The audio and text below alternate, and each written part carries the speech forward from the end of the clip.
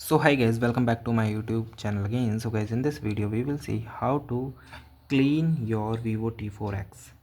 So guys, if you want to clean and get more space and delete the unwanted things like caches and lot of things, okay, so just open your settings, junk files, your file caches. So simply open and simply go to the option of settings.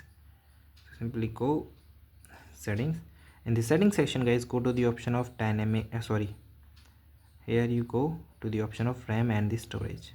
In the RAM and the storage, simply tap on the manage storage. After that, so guys, here you see the space cleanup. So around 5.57 MB need to be clean. So it asks, okay, and it shows the application that unless APK. So I am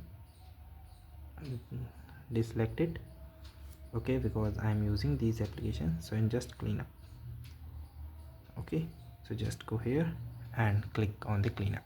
So this is the way that you can run. So guys, thank you and have a nice day, and guys, subscribe our YouTube channel for the further informations.